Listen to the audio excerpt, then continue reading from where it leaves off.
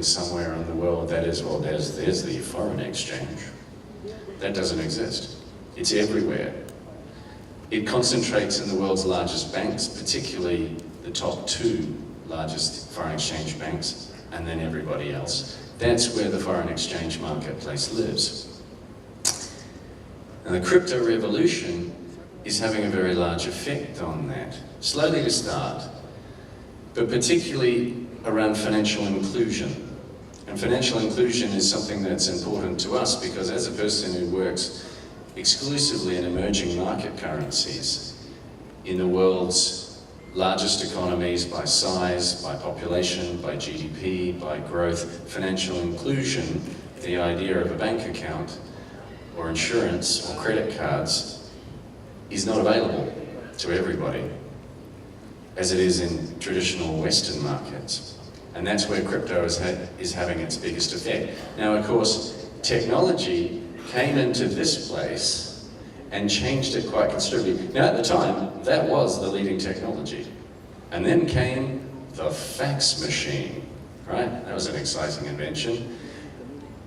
And then along came the green screen computer, etc., which completely changed financial markets to the point now where we all deal in not just milliseconds, but microseconds, and getting on down to nanoseconds in terms of trading activity globally, not just for foreign exchange, but for equities and for debt markets as well. A considerable change, and technology was the difference that led that. And as someone who's worked in technology-led change for 27 years, it's a very, very powerful force. And the market evolves and changes considerably. About every 5 years or so, there's this other new wave. And whether it was the existence of on-screen trading, which was a big step forward beyond what we've got there on that screen there, to automated trading was another big move. After that came prime brokerage, which allowed anybody to trade in the traditional market. You literally could be anybody. Then came low latency and high speed, retail, etc. Crypto's the next one, as is emerging markets, obviously. And that's where it's one of its more traditional bases. So I'm just going to scroll down a little bit here. Now, what we also tend to call this, at least in London where I live, is fintech. Right? Fintech's a very sort of a big grab bag for all kinds of new technology. What used to be called just regular financial technology is now called fintech because it's the exciting and new way of doing things. And we were talking just in the break earlier about M-Pesa and how much of a change that created in Africa, and that is literally just a bit of tech, right? On your mobile phone, completely changes African economies. Not quite overnight, but considerably. And then crypto comes in along behind that, makes a big change in that marketplace as well. Now, what happens when you bring technology into a dusty old traditional marketplace? Well, a marketplace of any type, actually, whether that's buying an airline ticket. The airline ticket that I bought to fly here today is a completely different way of doing things than it was not that long ago. You remember the time when you have to call up a travel agent, or perhaps a couple of travel agents, try and find out a price of what it's going to cost me to fly from Singapore to KL, and then I often had to go and pay them, and then maybe come back a couple of days later and actually get my ticket. Remember that, right? That wasn't that long ago. Now, again, I do the whole thing from here, pick my seat, what options I want, the whole thing, bing, bing, bing, bing. Yeah. You could almost do it half an hour before the plane takes off. That's all technology-led change. Now, what happens into any marketplace when you bring technology like that, whether it's the airline industry, whether it's the music industry, whether it's the film and television industry, which is going through a big change at the moment, or whether it's a traditional financial market. 4 things happen, right? margins contract. It gets a lot cheaper to do all of this activity or trading activity. General costs overall reduce. Again, big step forward. Some of these things are very expensive, very clunky. The third one is it brings in new participants, considerably more participants than that were there before. Look at budget travel. There's a hell of a lot more people flying around the world now than there was 5 years ago, 10 years ago, 20 years ago, etc. And transaction numbers increase as a result. So it's perhaps no surprise that what's the greatest way to capture all four of those technology changes is create an exchange.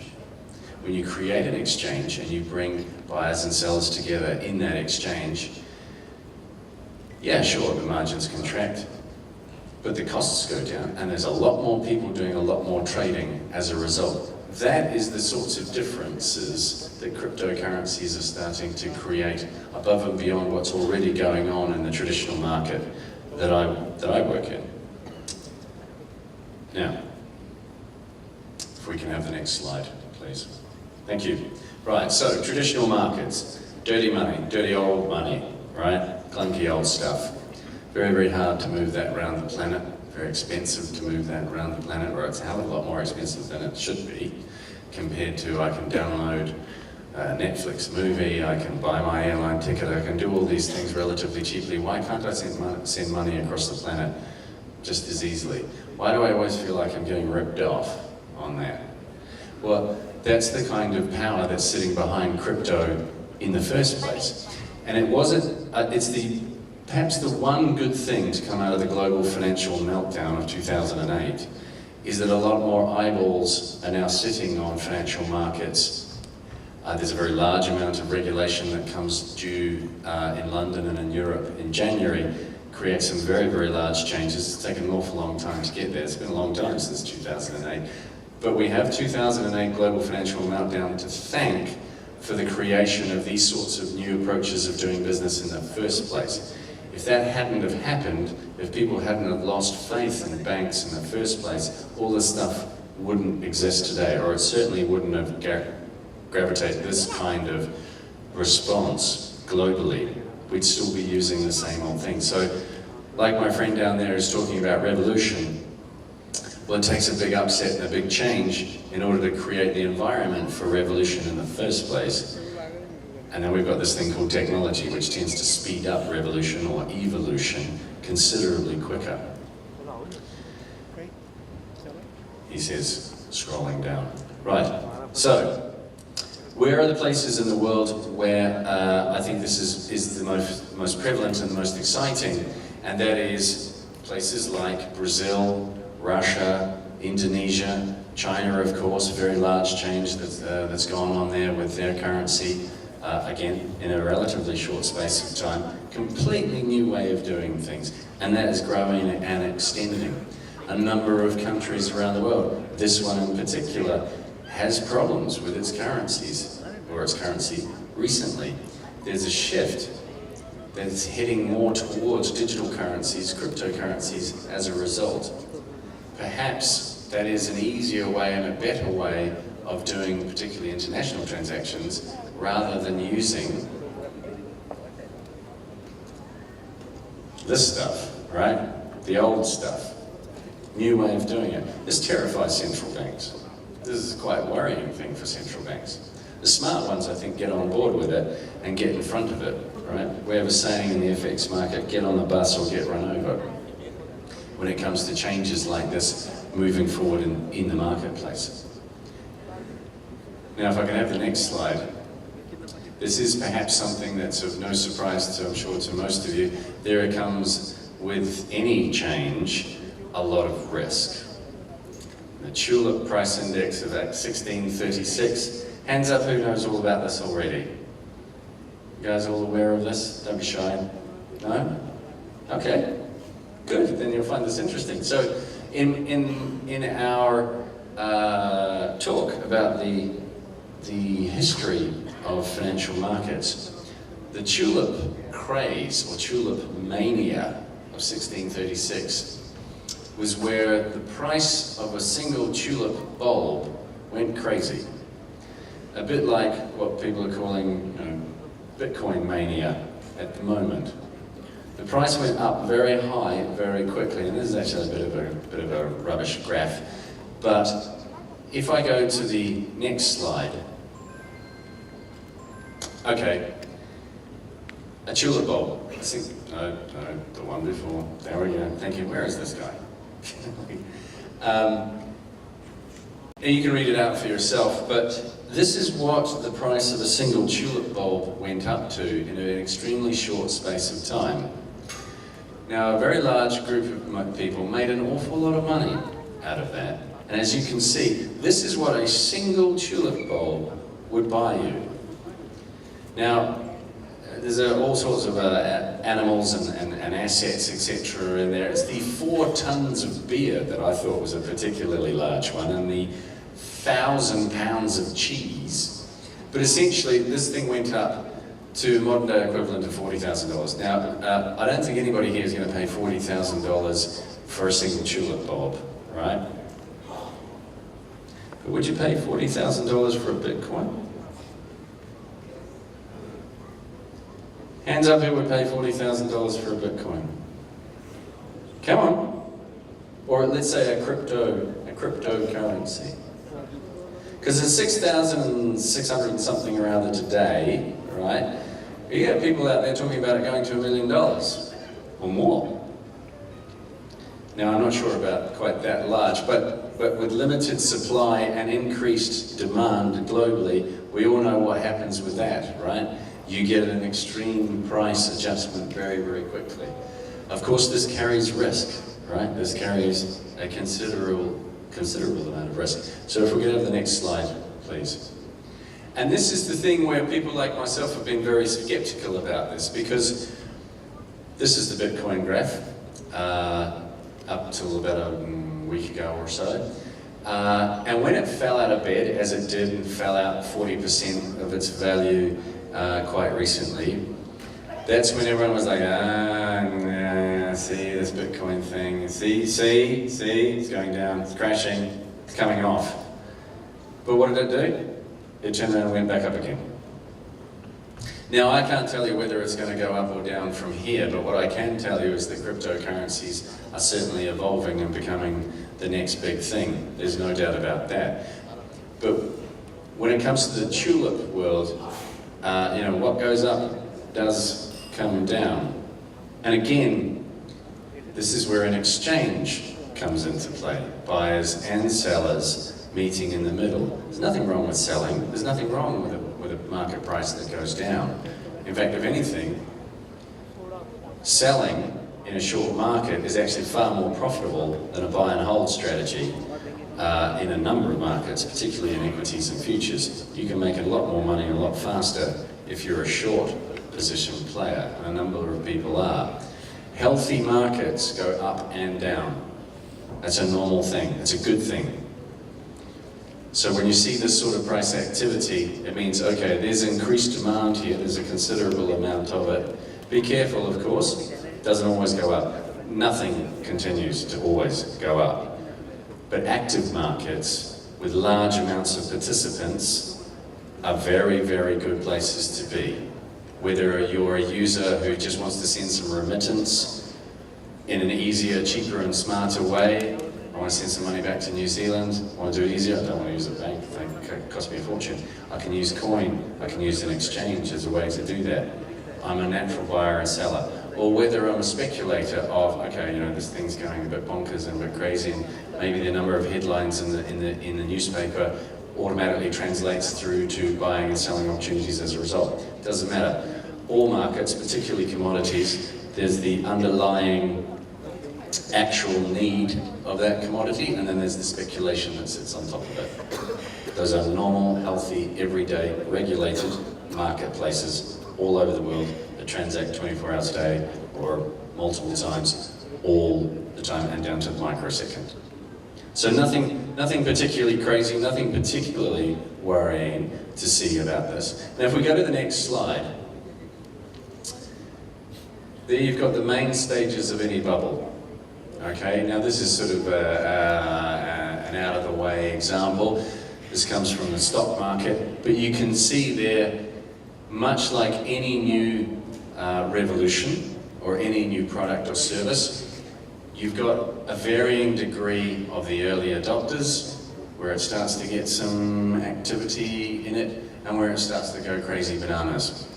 And therefore where it gets a bit risky, because it can fall down as well. But there are both buying and selling opportunities in that graph in terms of making profits.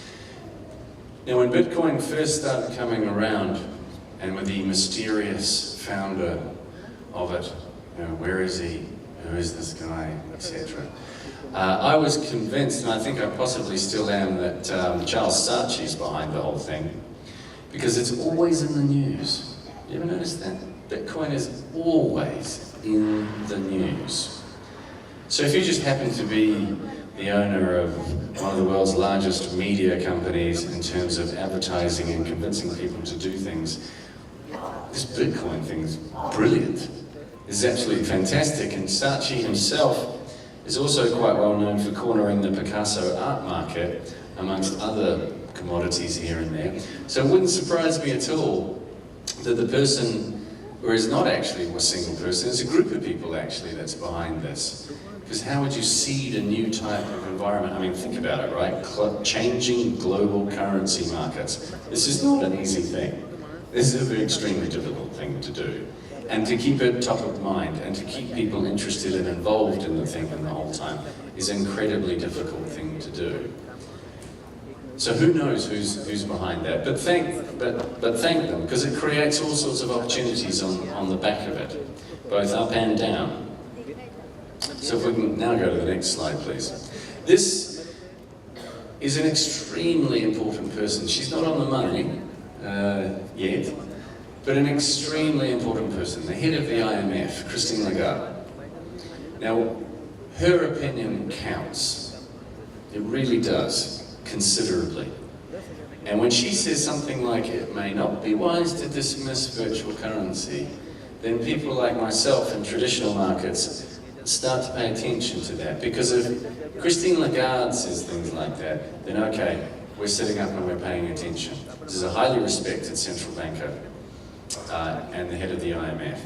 Now, if I can just read what she went on to say.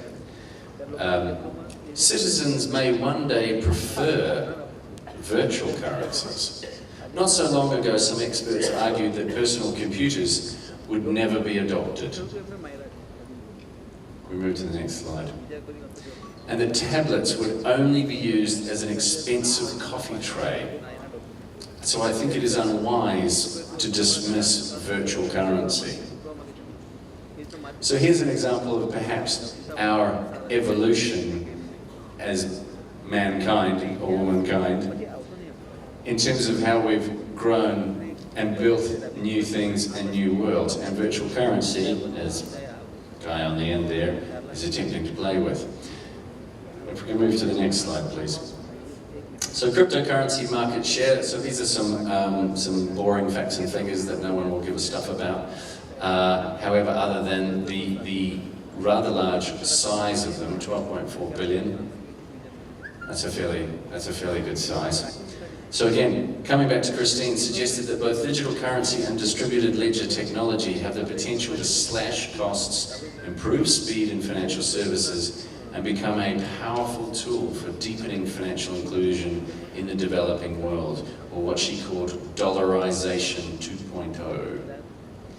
Now those are quite powerful words for a person who's in charge of the IMF, whose job it is to create financial inclusion, to create financial stability, and its creation in the first place was to help rebuild the world and to make sure that it wasn't subject to quite so many shocks as it had been. So these kinds of numbers stack up, particularly total market cap of 106. These are big amounts. The other thing to keep in mind is, so why might citizens want to hold digital currencies in the first place rather than physical dollars, euros, sterling, ringgit, whatever? is because it may be one day easier and safer than obtaining paper cash in the first place, especially in remote regions. And virtual currencies could actually become more stable than those underlying currencies themselves.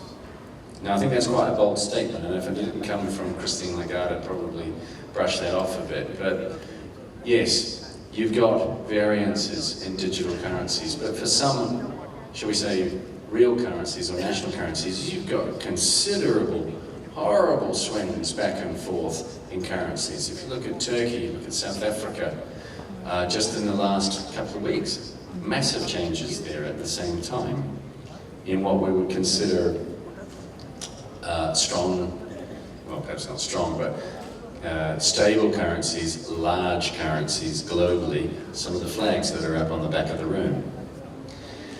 It does also, digital and virtual and crypto and whatever you want to call it, does pave the way for the concept of block currencies. So Euro 2.0 or the ASEAN. Okay, so that's where national currencies, sure, would still exist, but block currencies, like the euro, exist in a digital world and are exchanged back and forth. There's a lot of value for that, particularly for goods and services moving in and out of economies that are right next to each other or share a common access point. But again, this is all quite scary and new for central bankers, but it is a hell of a lot cheaper, and it runs on new types of technology, and acceptance is extremely high. That creates a big change in those underlying currency markets. So we're going to have the next slide, please. So there we go, maybe wise. Here he is. No.